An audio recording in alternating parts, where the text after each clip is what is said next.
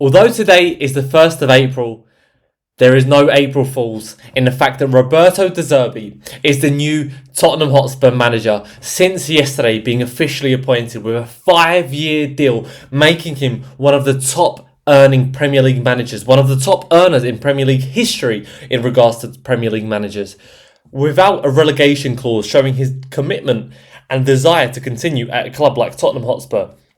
Ladies and gentlemen, welcome to the Spurs Pursuit. I'm your host Martin Frank, and we have so much to speak about.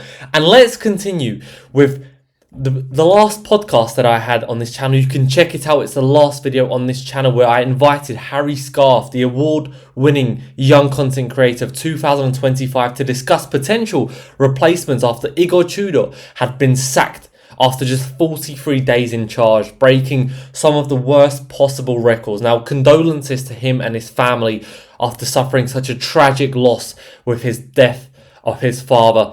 And, we can't even imagine what he's been going through since, the past 8-9 days.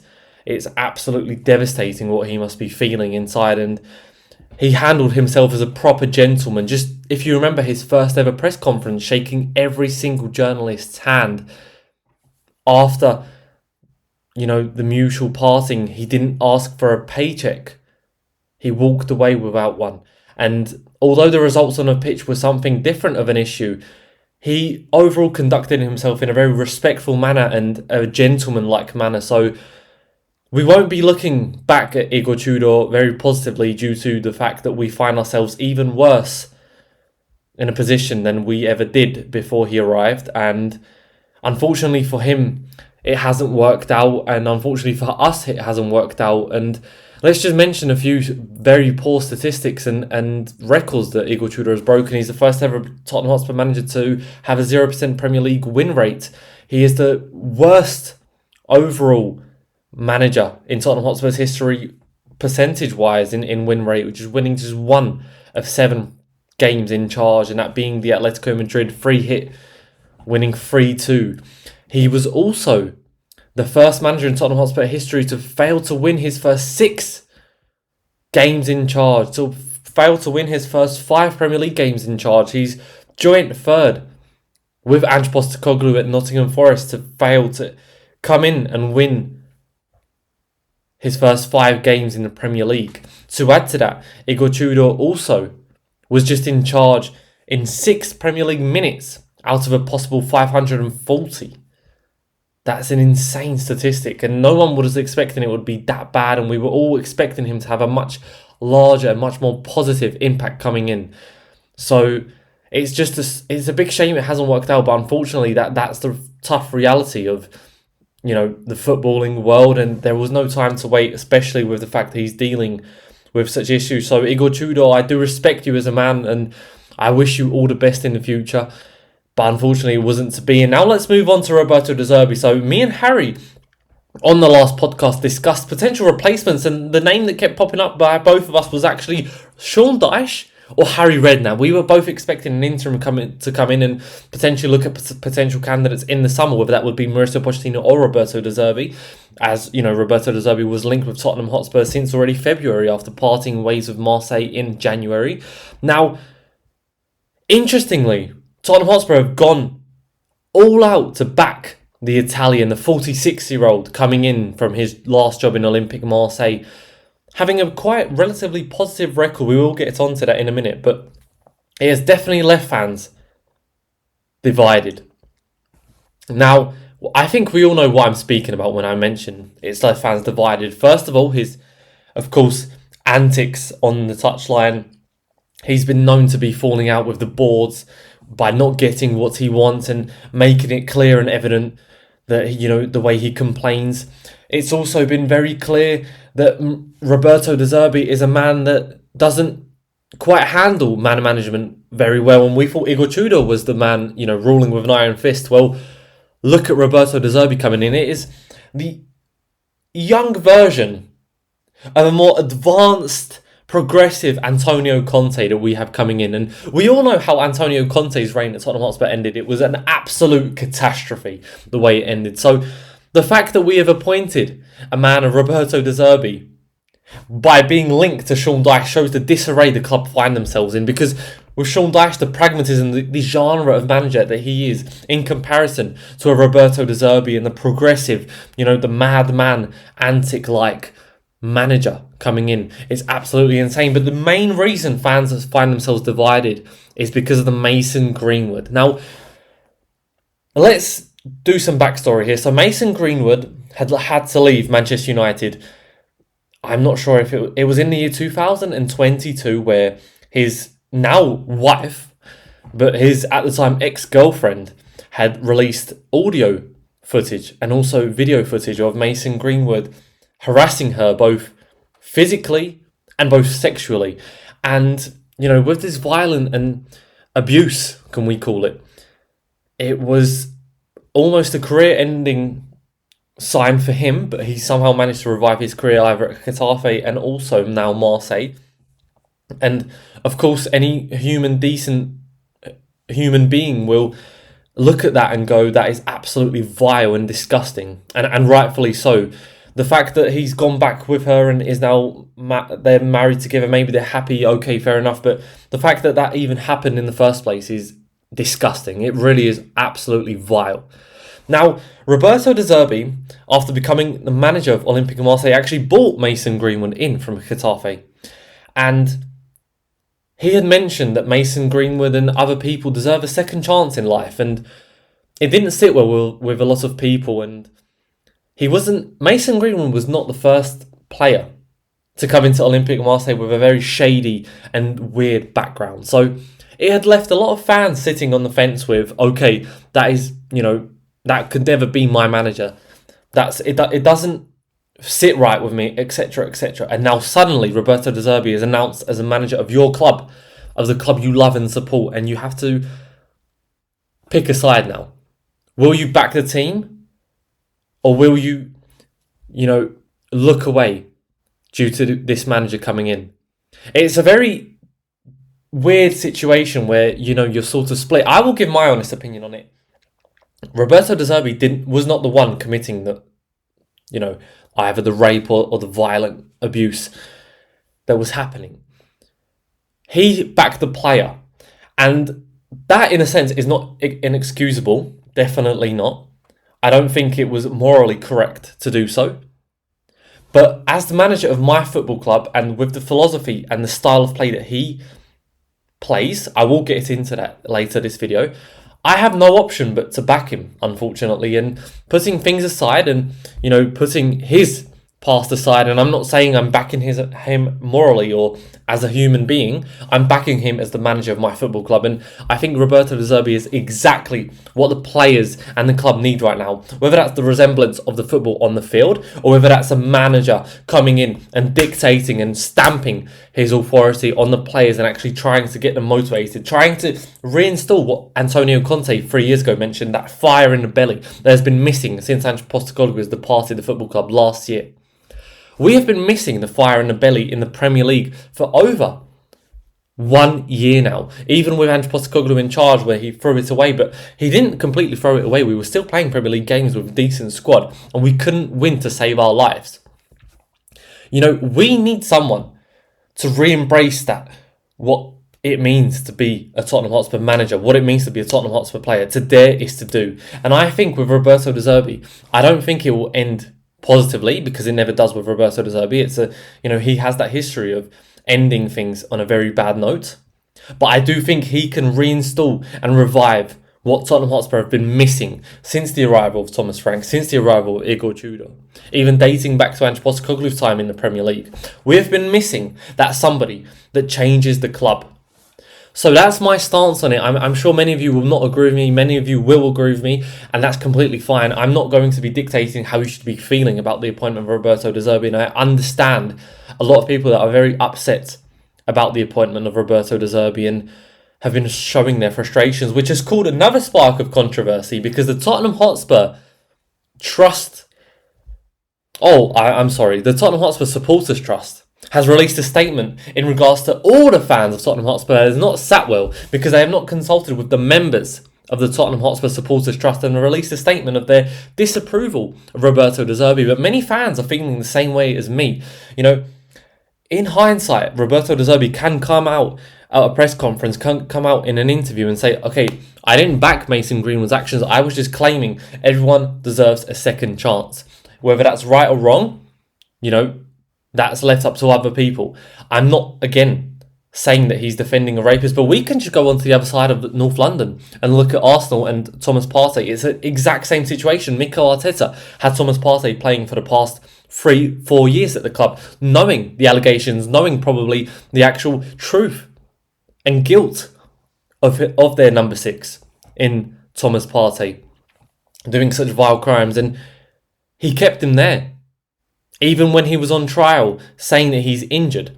So I'm not trying to defend Roberto De Zerbi in any way, shape or form, but what I am saying is we have to look at it as a footballing perspective as well. And in my honest opinion, this will be very controversial, I think Roberto De Zerbi is currently in the modern game more suited for not only the Premier League but for Tottenham Hotspur than Mauricio Pochettino. And I wanted Mauricio Pochettino back. I still want Mauricio Pochettino back being the manager of this lovely club to re-spark the connection that he had that no other manager in Tottenham Hotspur's modern history has ever had. Not even Ange Postecoglou winning the Europa League had what Mauricio Pochettino did. So it's very controversial now.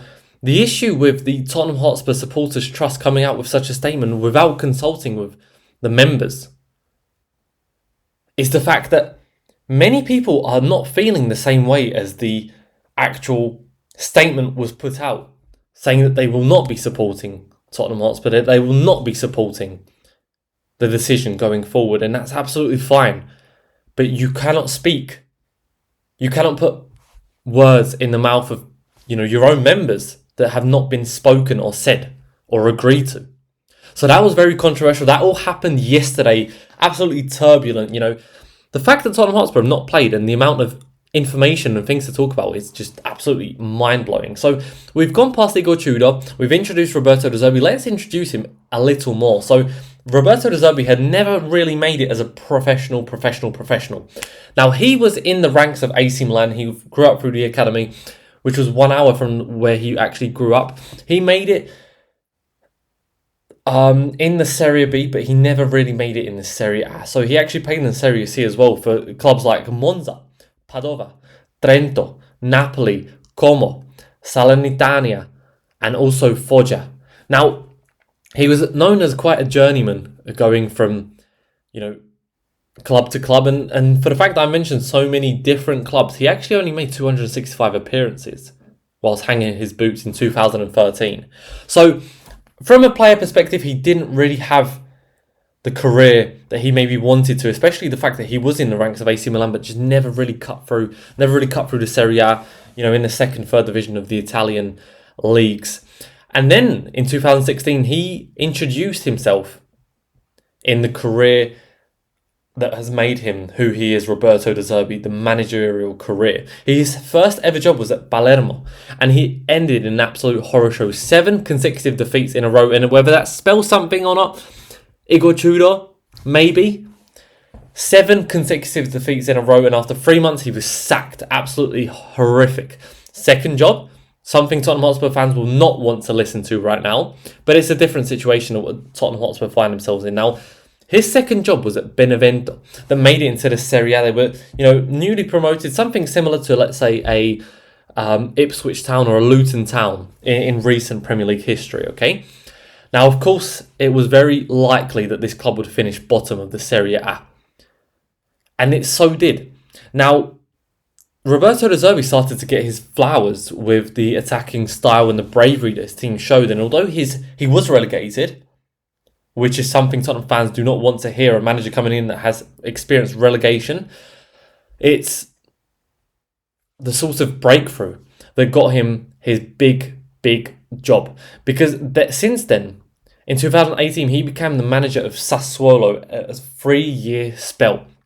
And this was a fantastic appointment by Sassuolo, because the league was missing some bravery, some, attacking dynamism, some progressive football. Especially even to this day, Serie A is known for its very defensive style where the details are exceptional for focus. And a lot of games, maybe lack that feeling of the on-the-edge experience for the fan. And there is no criticism of Serie A. Every league has a sort of different style, but Roberto De Zerbi brought something different, a sort of breath of fresh air. And during this 3-year stint, he actually managed to overachieve with Sassuolo regularly, year to year, finishing 8th twice in a row in 2 consecutive years, just missing out on the first ever edition of the Conference League by goal difference to, you would never guess who, Jose Mourinho's AS Roma, who went on to win the first edition of the Conference League. So you see where I'm going with this. Before this, Sassuolo were not competing for European places by any stretch of the imagination. And then in 2021, he made his breakthrough into a slightly bigger club. You might not think it's a big club, but of course I'm from Eastern Europe. I treat things differently. And Shakhtar Donetsk are definitely one of the bigger clubs. Oscar, Willian, Mikhailo Mudryk coming through. I can name many more players coming through the ranks of the Ukrainian Premier League. Now, he became the head coach in 2021 of Shakhtar Donetsk, who were actually playing Champions League football as well. So upcoming star Mikhailo Mudryk, of course, got his breakthrough 100 million move to Chelsea, which of course hasn't ended very well for him at the minute with his doping ban.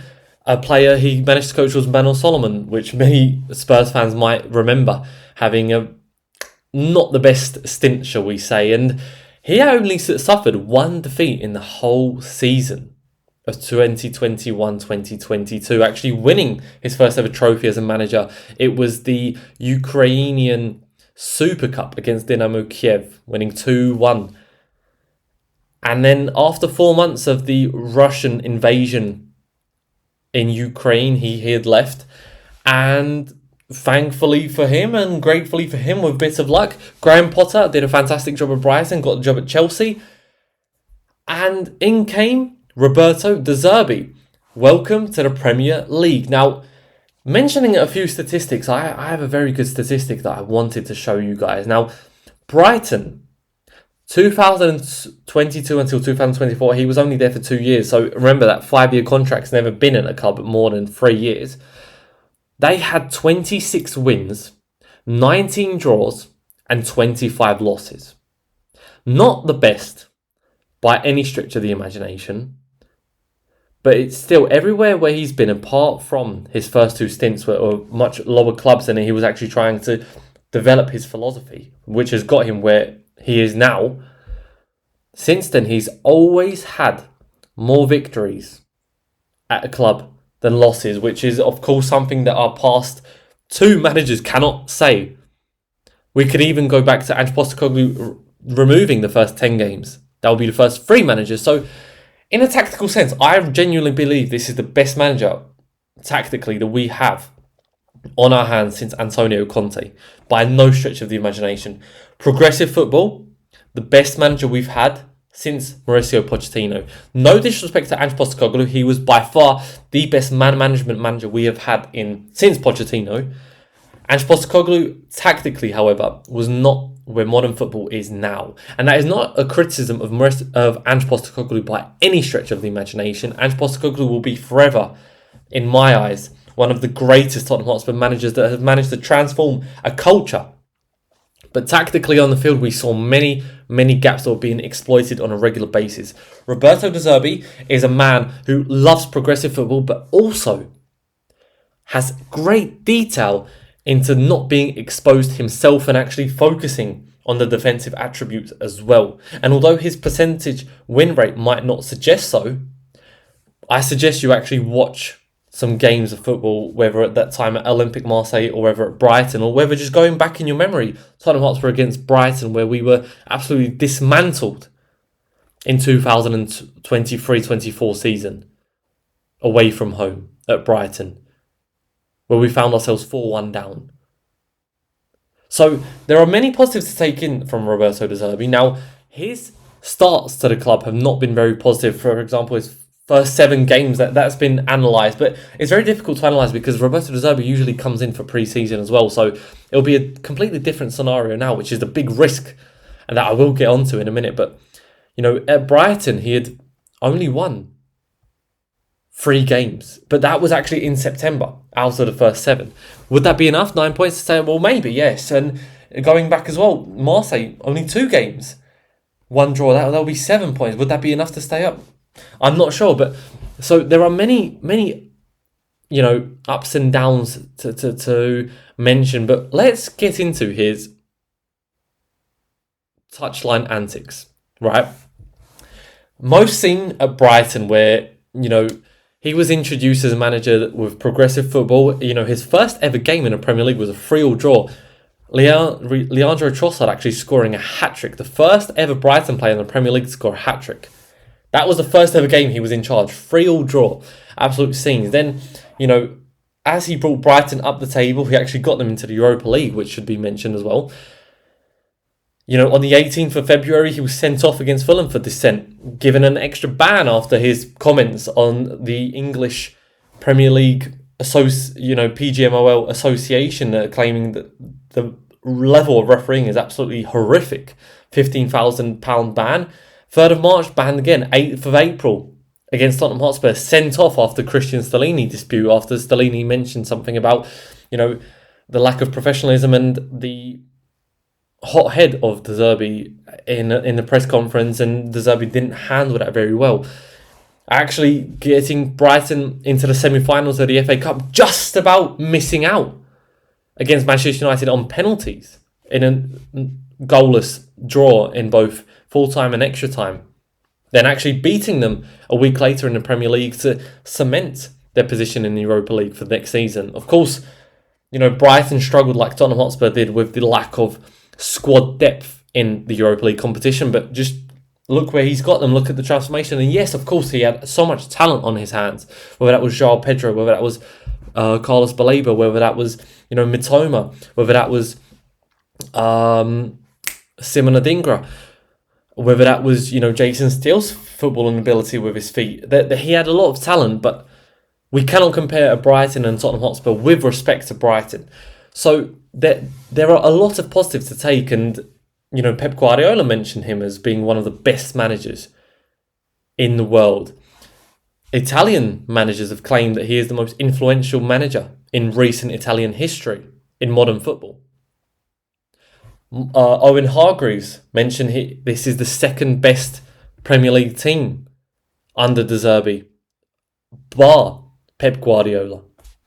A lot of positives. You can even go back and look at Arsenal trying to defend the title and losing the title against Brighton to De Zerbi after being played off the field with a 3-0 defeat. So then he, of course, had a lot of dispute with the board of Brighton, understandably in a sense, because, playing Europa League football with Premier League football, finishing 11th in the end. They only brought in one player in the January transfer window, and that was Barcola. Barcola? It was not Barcola, it was Valentin Barco. I do apologise for that. It would be lovely if, and it wouldn't surprise if Brighton actually attracted a player like Bradley Barcola. Now, this is where the issue lies. Roberto De Zerbi, even at Marseille, after a 3-0 defeat to Club Brugge and 3-0 defeat against PSG, had parted ways mutually, also didn't ask for a payout. So it's clearly he's very much a genius and a passionate man regarding to football. But that's where the issue lies. If his antics come through when he feels like he's not being backed by the board, when he feels like his philosophy is not being fully backed. But why is he coming to Tottenham Hotspur, where literally the history of our club and the managers and the big names have constantly been sacked or departed by a lack of relationship with both the board and the management themselves? Why on earth does he this is where the issue arises for me. I don't see this ending very positively, because I think Roberto De Zerbi is an absolutely insane manager. Tactically, not man management, but the passion that he brings, the fire and stability that he can potentially install, and it can be very fun, the football. But I don't see a world where we actually back him fully to the point where he is actually satisfied. Even look at our January transfer window. De Zerbi was so upset by getting one player, and that was Brighton at the time. We actually struggled with the FSA rules, right? Tottenham Hotspur that were entering a relegation battle and signed just 2 players whilst also selling Brennan Johnson, which was a top scorer last season, and not replacing him adequately. I can't see a world where this actually works, but I really hope I'm wrong. And, I will personally back Roberto De Zerbi in the footballing aspect, most definitely. So there have been a lot of positives to take in his style. And now let's focus on his tactical system. This is the closest manager we've been to Ange Postecoglou, and we probably ever will be to Ange Postecoglou, but either by the market available right now or overall. There is not many managers that focus so much on the progressive aspect of football. And Roberto De Zerbi is very detail-oriented. I recommend you watch the video that is on Opta Sport of his tactical breakdowns. Now, he loves to play a 4-2-3-1 system, which is sort of in a sense, 4-4-2 at times, with the number 10 playing as a false 9 as well, and the number 9 actually playing as a false 10, which is very interesting that they drop in. So the interesting aspect here is the importance of goalkeeper and centre-backs actually starting every single play. He has mentioned that he always wants, in the build-up, 6 players. So that's the back 4 and the 2 8s. Always. If you've seen under Thomas Frank, if you've seen under Igor Tudor, we usually played with a back 5 sort of build-up play, where we only had one number 6 dropping in for the ball. Now it will be number 2 number 6s or 2 number 8s dropping in for the ball, allowing more space to be made, setting a lot of traps. And that was at a time where the Premier League was so known for the aggressive press of Jurgen Klopp, of Ange Postecoglou, of Pep Guardiola, of Mikel Arteta. It was the time where Roberto De Zerbi got his flowers because he managed to play through that press, through these traps. Now, as we've seen in the past 2 seasons, especially this season, the actual press itself has sort of dropped off. We've seen it under the big teams as Manchester City that have actually, gave up possession to focus on different styles of breaking down teams because, the opposition are so well drilled now to actually break down presses. So could Roberto De Zerbi now struggle after 2 years being out of the Premier League? We'll wait and see. Another interesting thing is he loves to play his wingers and his fullbacks so wide, which is a big difference between Ange Postecoglou and himself, because Ange Postecoglou, if you remember Pedro Porro and Destiny Udogie actually being inverted fullbacks, here it's completely different. The actual fullbacks remain width. The wingers actually remain width as well, allowing a lot of space out wide as well, which I'm very excited in because I think we have a lot of players that are suited for this system. The biggest issues are, of course, our goalkeeper, Guglielmo Vicario, but, after his hernia surgery, how quick will he recover? And maybe Antonin Kinski is a good fit because of his ability to play with the ball. Christian Romero will be an absolutely key player because Roberto De Zerbi has mentioned repeatedly that his most important player is the centre-back that must feel very confident and dictate the tempo and control of the game. And Christian Romero has done that under Ange Postecoglou, Thomas Frank and even Igor Tudor when in possession. So it will be very interesting. I think Pedro Porro will be one of the key players in this system as well. And, the auxiliary centre-back pairing of himself, Romero and Van de Ven will be very interesting. The issue I have maybe is the number 8s receiving the ball under huge pressure and actually finding the correct pass, because we only have 7 games remaining to remain in the Premier League. There are no guarantees. And the fact that Roberto De Zerbi has always had a pre-season to actually develop his ideas into his players and now will only have around 8-9 days will be very interesting to see the actual performance itself. Are we able to, perform to the standard that Roberto De Zerbi wants? Are we able to actually tactically break down teams and play with confidence on the ball? Because we haven't shown any confidence on the ball. We saw it against Nottingham Forest where we were 1-0 down and we didn't actually look comfortable having the ball in any way, shape or form. The game that we actually shone in recent weeks is actually Liverpool away at Anfield, where we actually gave up the ball and counter-attacked very quickly on the 4-4-2 system that was very basic.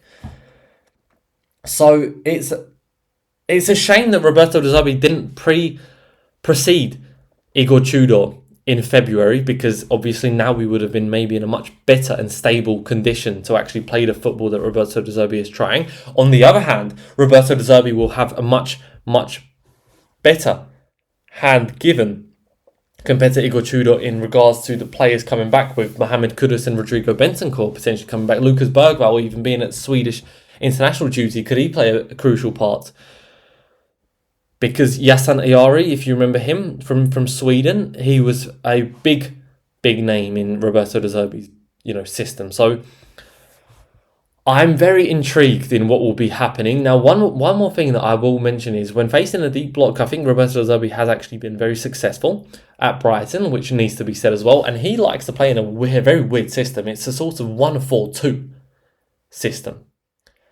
And as I've already mentioned, the wingers remain extremely wide and as high as possible. So we could see a lot of offsides. And that will create quite a lot of crossing and cutting in scenarios where potentially our wingers, hopefully Kudus is back and will play a crucial part in the final 7 games, and Matisse Tell. I'm very interested. And one more thing that I will mention is on this Roberto De Zerbi's philosophy of risk, control, bravery that we do not have due to the 80% of the squad being limited in the technical ability. What will happen in the summer? If Roberto De Zerbi is actually sold on this, there is no relegation clause in his contract. Will there be a massive clear out in the summer? I do apologise how I look in this, but there are absolutely poor lighting in my room and I don't really have a choice right now. Will there be a massive clear out in the summer? I think there are certain players that he can build on, but there are a lot of players in this core of senior players that are just technically so limited and are not suited for his system. And okay, Roberto De Zerbi got the best out of it. Adam Lallana, Pascal Gross, Veltman. Joel Veltman played a crucial part at right back.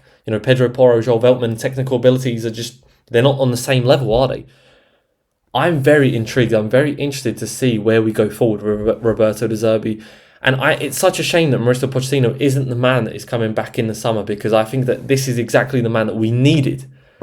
I don't think we needed a Roberto De Zerbi, but hey, we can't really do too much about that. It will be very interesting to see what direction we move. And one more thing that I will leave here for the end of the video is Roberto De Zerbi will not have a grand appointment video style like Igor Tudor did with these sort of comments that he made. I think that he will be interested in a press conference, just get on with the football. I think the players are coming in today. Today is Wednesday, so I think they'll be coming in tomorrow for training. I think some of them will be in today. I think Roberto De Zerbi will be signing the contract. That's already happened yesterday. I think his first day around the club will be right now as we are speaking, as you are watching this video. And tomorrow he'll get on with the first training. And what I'm very interested in is, will he stick to his complex tactical style, or will he keep it a little more basic to try and help us survive? Because his first kick of Tottenham Hotspur history game, his first ever kick of the football as a Tottenham Hotspur head coach, could be us sitting in the relegation zone if West Ham beat Wolverhampton Wanderers next Friday. And it will be a very different conversation that will be swayed, and the pressure will be mounting on him as the games will go on if he will not be picking up results quickly, which he is not used to doing. But of course, the polar opposites of Tottenham Hotspur could mean that this is exactly the manager we needed. Okay, you've had poor starts everywhere. Perfect, because here you have a perfect start. Just like Igor Tudor. You've had perfect starts everywhere. Perfect. Come in and you'll have absolutely horrific starts. So maybe he gets on board straight away. Maybe the players buy into it straight away. There have been reports suggesting that Tottenham Hotspur players were out for dinner and were excited by the appointment of Roberto De Zerbi. We have to take such reports with a pinch of salt.